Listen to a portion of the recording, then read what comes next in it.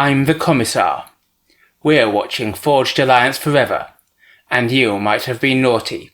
You might have been nice. I care not, so long as you like, subscribe, and obey. Now, I have been in hospital all week, so this one's gonna be a short one, and you'll have to forgive me if I'm a bit tired. But I couldn't go without giving you a Christmas cast to give you some festive Forged Alliance cheer, so here it is. So, Christmas time is here, and we have two teams fighting it out for the future of Christmas. Or whatever. I assume that Hot Team has to be, Santa and his little helpers, chestnuts roasting on an open fire, or that sort of thing, and Cold Team has to be Jack Frost, Chillers of Winter, Krampus, or that sort of thing. So I suppose I shall start by introducing Santa and his little helpers first. In the cheerful, holly, jolly red colour here, we have Skynet, 1, 2, 3, 4, 5, 6. I'll obviously be calling him Skynet. He is 1250 rated and Cybran. And, well, he's in Santa Red. Very close to him, we have another Cybran. We have Forsaken Child. Oh, maybe this isn't the Christmas cheer party, or maybe this is... No. Forsaken Child. He's Tiny Tim. This is Tiny Tim, and he is 876 rated. He's also Cybran, and he's in Burgundy. And far off in the corner here, ready to be consumed by Santa when he comes down the chimney, we have a Jam Pie. Jam Pie is 964 rated, and he is also Cybran. So we have an all-Cybran team here, and he's in orange. And coming to apply the winter chills. Up here, we saw him last week. He is back to fight another day. This is rcxdude, my good friend. He's 1121 rated. He's also Cybran, and he is in baby blue. Next to him, I'm spotting a pattern here. This is a fifth Cybran. This is Wolf, 78119. And he is 963 rated, and he is in dark blue. Last but not least, the game's only non-Cybran is the MightyGorgon. A suitably monstrous name for somebody trying to stop Christmas, I guess. This is 1027 rated, he's Eon, and he's in mauve. So, quick look at the map. There are two obvious lanes here, and there's this lane down here, and there's this lane up here, and there is a 2-for-1 mismatch of commanders on each lane. Or so it would seem. Because look at where Wolf is going. We'll talk about that in a moment, but in the meantime, let's have a look at the map. Reclaim. Big patch here, slightly decent patches here and here, so easy to contest though. As you can see, Skynet is already building a factory, which I presume he's going to spam engineers into to grab all this reclaim straight away. And over on the other side, RCX is doing exactly the same thing for his patch of reclaim. These expansions over in the corner might be well contested, because it's just going to be hard to defend those. And then these mexes in the middle are going to be the main battleground. Don't know if that's possible. It might be possible, it might not be. Either way though, look at this. Wolf is coming down here, so that he's going to be fighting 2-on-2. He doesn't know where they are, so that could be an error. It's a bit of a gamble, because nobody on Cold Team has actually gone for air. At all. Not a single air factory built or in the queue. Whereas we see in the chat that Hot Team are planning it, and we've already got scouts out for Jam. So that's a good move. I like it. Good lab from Gorgon out to the right. It's defending this pile of reclaim. I'd be inclined to send it down to this expansion to stop them building there, and he's moved it because he has seen those things on his radar who are ready to fight over these things. Either drive somebody off the reclaim or deny this expansion, because this expansion is going up uncontested, and as you can see, they're already planning to defend it with a turret. RCX being very greedy here. He hasn't built a single combat unit yet. Oh no, yes he has. He's built one tank up here. But he's almost exclusively building engineers to go out and claim the map. That might be a problem for him if Jam uses these units to go in and get raiding. Everybody else definitely building combat units.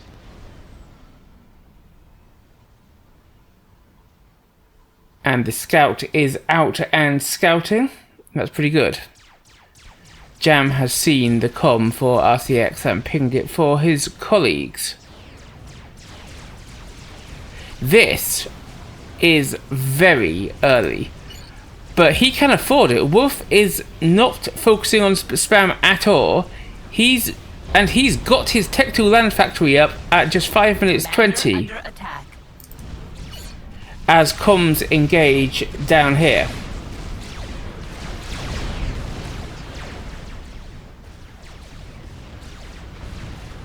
This, however,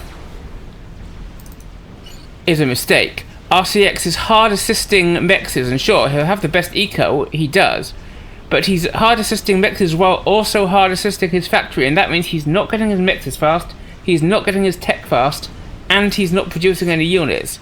So that could be a disadvantage if, for example, this happens.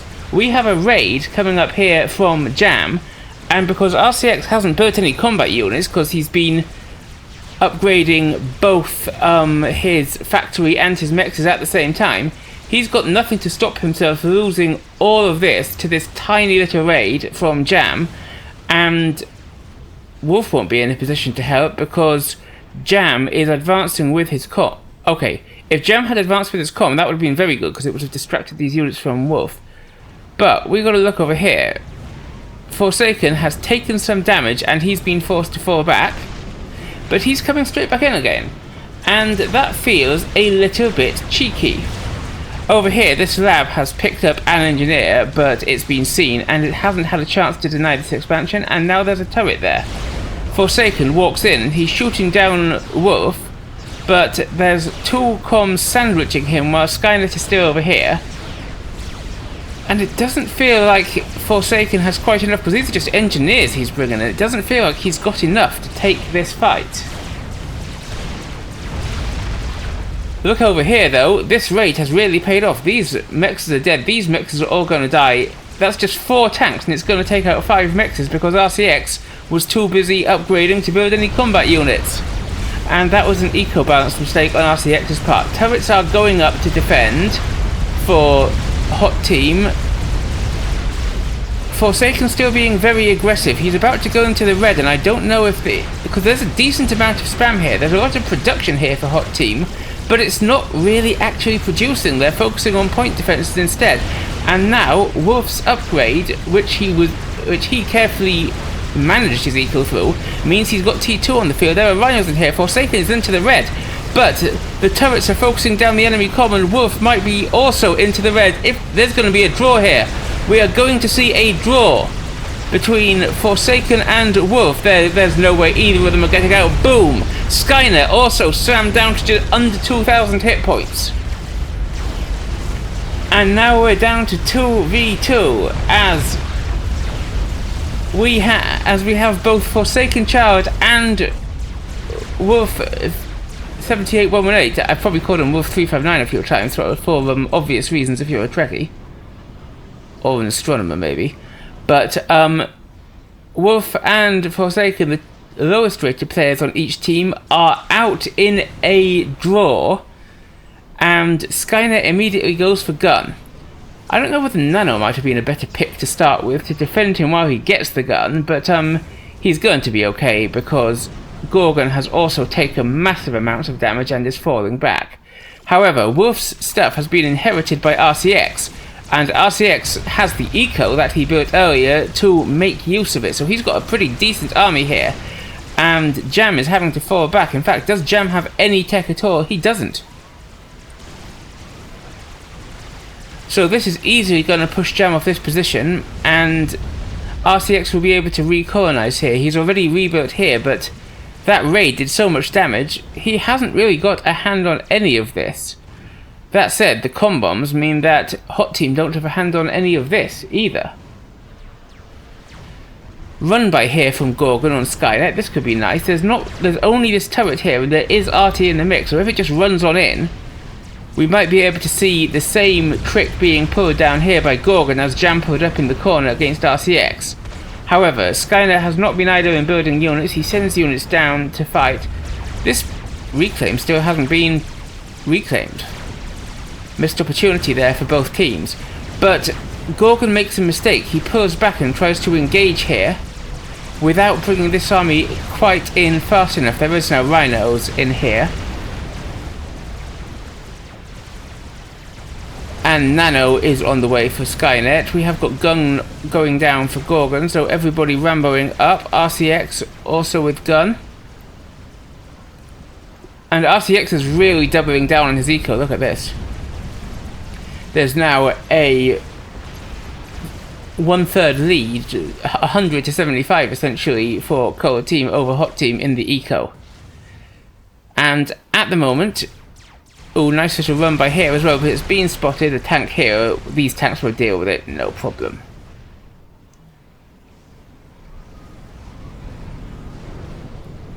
So Gorgon's tooled up with gun, but he's not tooled up with gun, stealth and nano like Skynet's about to be, so he's got to watch out. And of course, Skynet has inherited from Forsaken, I mean from Tiny Tim. Jam building up, but Jam's problem is that he has only now got T2. I don't think he's got any T2 combat units out. And he just hasn't got what he needs to stop the increasing army here from RCX, who is still really doubling down on his eco. I mean, focusing your eco now, fine, but just please don't do it when you're also short on combat units and trying to... He's going for T3. Okay, I take that back, because he's also hard... This is not the most efficient way to do this, I promise you. Because he's hard assisting both eco upgrades, though not anymore, and his T3 upgrade. However, T3 land will be a real game changer, and there's still no air on the field for Cold Team. Meanwhile, Gorgon is advancing with his gun, but Skynet is coming forward as well. I'm enjoying these reclaim NGs out from Skynet. They're going to be picking up some good mass from over here, and while Gorgon's army moves over here, Gorgon moves his comm in alone. This is a mistake. What does he know? Commander under attack.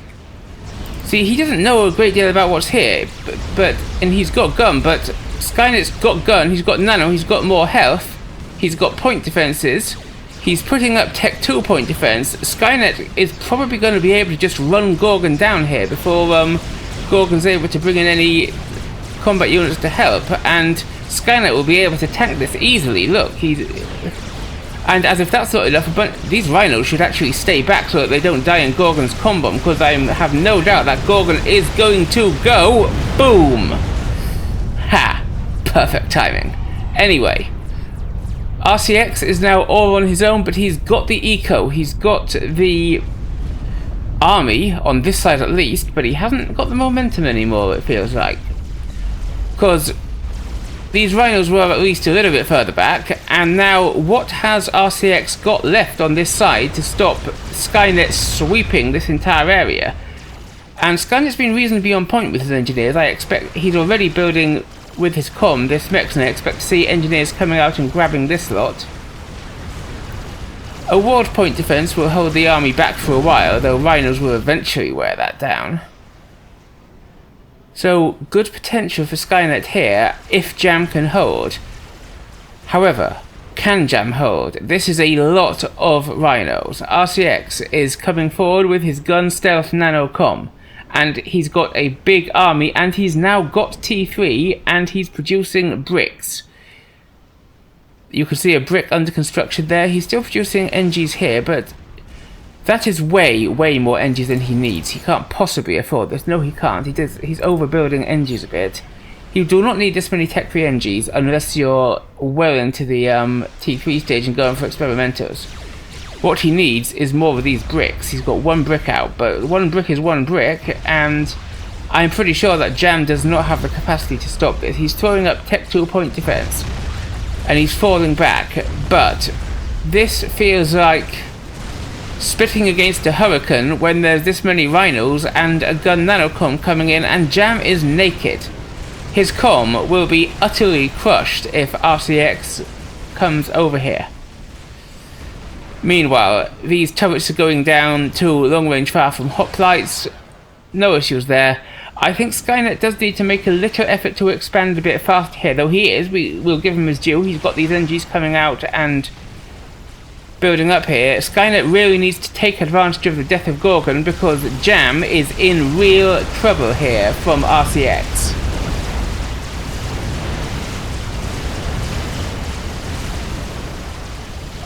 And those point defenses, they did not last even a second. Jam is running away. Vast banks of point defense being queued up, but I don't know if Jam's got the eco to do it in time. And this is good from RCX, I like this. He's sending his army into Skynet space where it can do some real damage on the ground, because he thinks he only needs his comm to do the damage here. Oops, and actually, nope, okay, he's splitting up. So here on the left, RCX brings half his army into Skynet space, and he brings his comm plus the other half of his army into Jam space. There are point defenses going up, and that could be good. There are point defenses on multiple sides. Jam is just going to have to flee here, because what can he do against this? I think there's going to be enough point defense created here, especially with Skynet bringing his comm back in, but this brick is going to be a problem for Skynet unless he's got the overcharge for it. Jam is just fleeing with his comm, and RCX pursues with his comm while the army goes to mash Jam's base. Is there enough army left here? I don't know if there is. We'll find out soon enough. Meanwhile though, Skynet is fighting RCX's army. He's essentially all on his own now.